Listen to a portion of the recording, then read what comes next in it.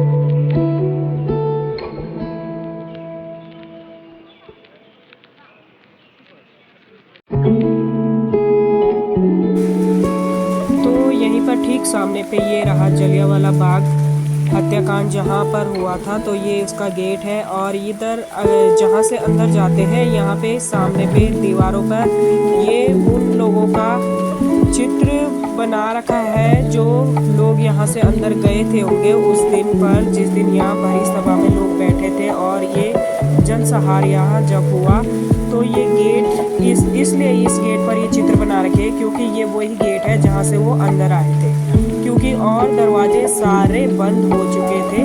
सिर्फ एक यही दरवाज़ा खुला था जहाँ से उनको अंदर लाया गया। ये देखिए, ये अगल बगल में दीवारों पर चित्र बना रखे हैं। इस तरह से बच्चे बूढ़े सभी लोग यहाँ अंदर आए थे और कोई भी उनमें से नहीं बचा, ना बच्चे बचे ना बूढ़े बचे।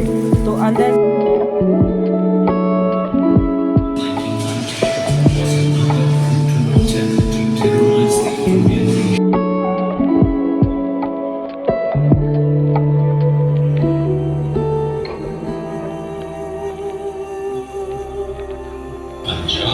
और भी ताकत से आंदोलन कर उठा। क्रांतिकारी नौजवान भारत सभा और अन्य राष्ट्रवादी वीरता से आजादी पाने के लिए लड़े। भारतीय तिरंगा 15 अगस्त 1947 को दिल्ली में फहरा। ये इन बलिदानों के कारण ही है कि आज हम आजाद हैं और बिना किसी डर के अपना सर उठाकर चल सकते हैं। आइए हम जलियांवाला बाग की स्मृति पर खड़े हो सम्मान, आदर और गरिमा के साथ अपनी श्रद्धांजलि प्रकट करें।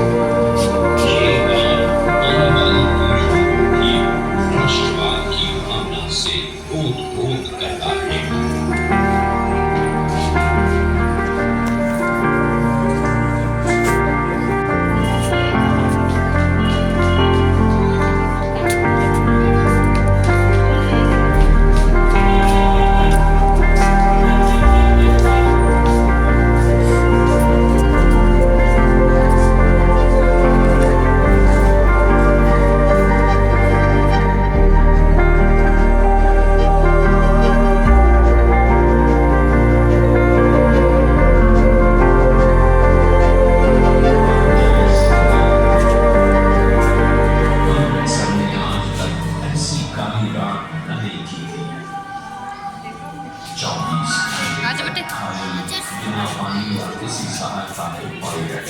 उनकी खबर लेने वाला कोई नहीं था।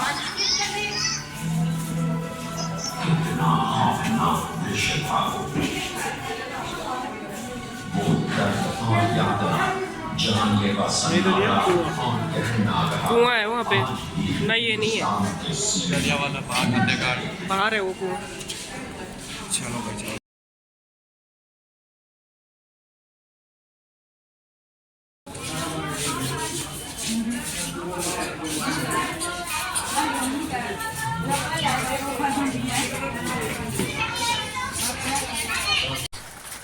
तो ये जलियांवाला बाग हत्याकांड का ये कुआं है, जिस कुएं में कूदकर लोगों ने अपनी जान बचाने की सोची, लेकिन बचेगी कहाँ से। ऊपर से लोग यहाँ कूदते गए और उनके ही ऊपर से गोलियां चलाते रहे अंग्रेज़ लोग। तो इस कुएं में भी जितने लोग कूदे थे कोई भी नहीं बचा। ये कुआं तो है तो बहुत गहरा, ये इसको बाहर से बंद कर रखा है, अंदर दिखाई नहीं दे रहा है कितना गहरा है। गहरा लेकिन बहुत ज़्यादा है। और इस कुएं पे ये देखिए, जहाँ जहाँ ये छेद दिख रहे हैं ये गोलियों के निशान हैं। सामने पे ये गोलियां जब उन्होंने चलाई होगी तो निशान अभी तक वहाँ पर मौजूद है। आगे आपको दिखाएंगे गोलियों के निशान दीवारों पर, ईंटों पर किस तरह लग रखे हैं उस टाइम पर जो गोलियां चलाई गई थी। तो यहाँ पर वो कुआं है और आगे तालाब भी है जहाँ कूदकर ये देखिए इस दीवार पर अभी तक गोलियों के निशान हैं, जहाँ पर इन्होंने वाइटनर से स्क्रैच बना के रखा हुआ है। ये देखिए छेद गोलियों के हो रखे हैं। लोगों ने पता नहीं कितना उस टाइम संघर्ष किया था अपने देश को बचाने के लिए। इस देश में हम जो आज़ादी से घूम रहे हैं आज, इन वीर लोगों की वजह से घूम रहे हैं जिन्होंने अपनी जान यहाँ पर गंवाई है।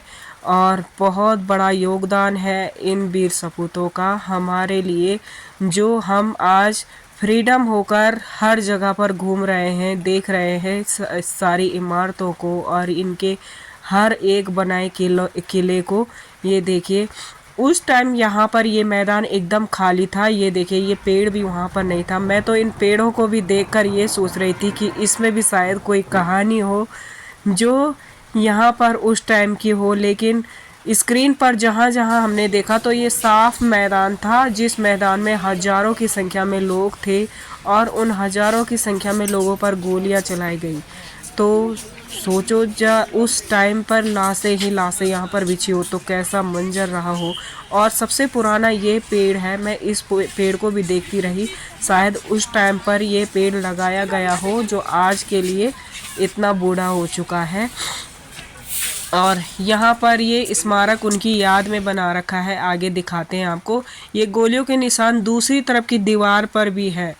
तो चारों तरफ से जितना बड़ा ये मैदान है, चारों तरफ से अंग्रेज खड़े थे और बीच में जितने भी देशभक्त लोग थे सब पर गोलियां चलाई गई। वहाँ तो जनसभा बुलाई गई थी, जितने बच्चे भी आए थे उन पर भी गोलियां चलाई। और ये यहाँ पर तालाब है, इस तालाब में भी नहीं छोड़ा गया, वो लोग यहाँ भी कूदे थे अपनी जान को बचाने के लिए। तो उनकी याद में ये स्मारक बनाया गया है ताकि उन वीर सपूतों को सभी याद करते रहे।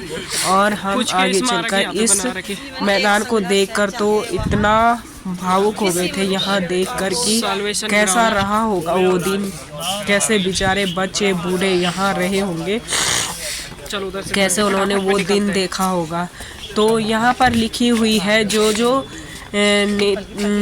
क्रांतिकारी थे, जिन क्रांतिकारियों ने देश पर अपना योगदान दिया है, उन्होंने जो शब्द कहे देश के लिए, तो उनके शब्दों को इन पिलरों पर लिखा गया है। आगे ये देखिए।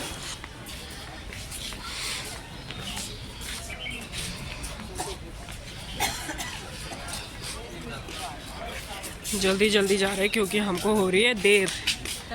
किया गया हर अत्याचार ब्रिटिश साम्राज्य के ताबूत की कील साबित होगा। लाला लाजपत राय।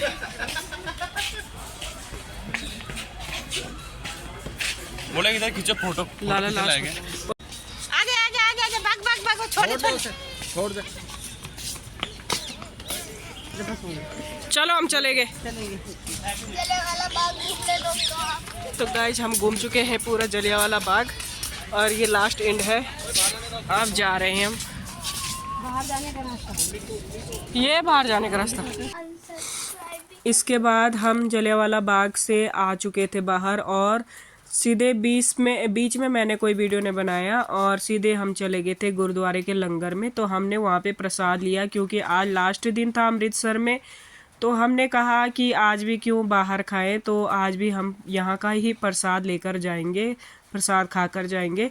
तो लंगर में हमने प्रसाद खाया और उसके बाद हम यहाँ से अब जाने की तैयारी है क्योंकि लास्ट दिन है।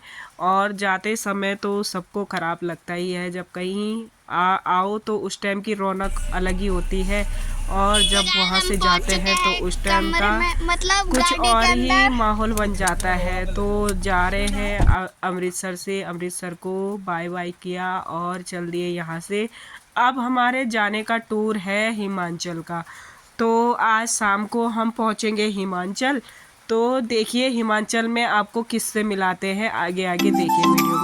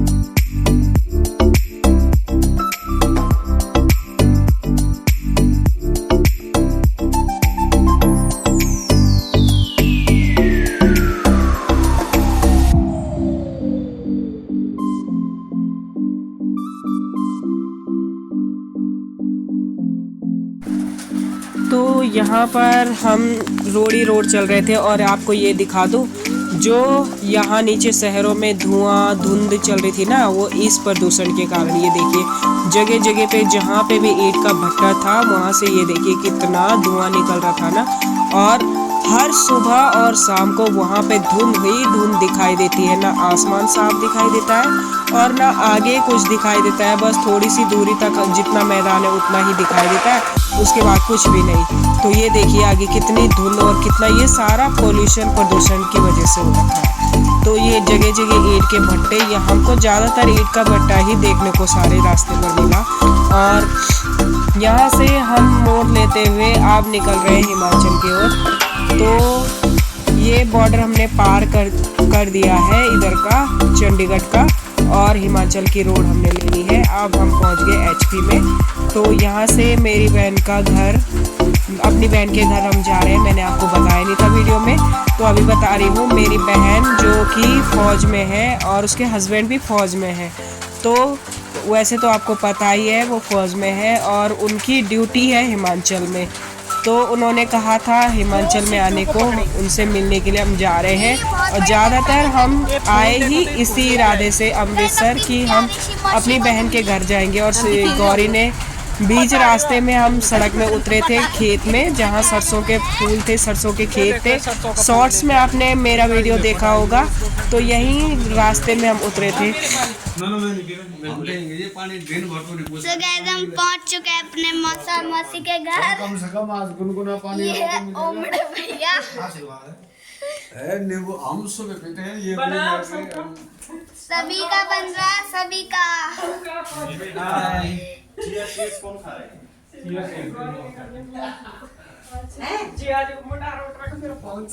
और ये हमारी प्यारी मौसी जी का घर, जिसके घर हम आए हैं। थोड़ी दूर से बनाना। अरे मेरी मौसी पानी और चाहिए यार, इसमें गिलास है। पानी का दी। ये कहाँ नहीं है ओम पानी के गिलास? इसमें नहीं पकेगी दाल। ज्यादा होगी। तो गाइस ये है यहाँ का, क्या बोलते हैं इसको, कमेंट में बता देना। मेरे को तो अभी याद नहीं आ रहा है इसको क्या बोलते हैं। हाँ डिटॉक्स होती है उससे बॉडी। और एक और गिलास मिल गया वहाँ पे खाली। अच्छा अभी इनको तो लो, सबको ले तो लिया। मौसा जी को लो ना। एक गिलास है, 4 गिलास खाली हो गए, अब 5 की बारी है। हाँ 5 गिलास। मैं अपना बात इनको बोलो। इसमें क्या मिला है? इसमें जड़ी बूटी इनको लो ना ब्लॉग में। ले लिया उनको सबको।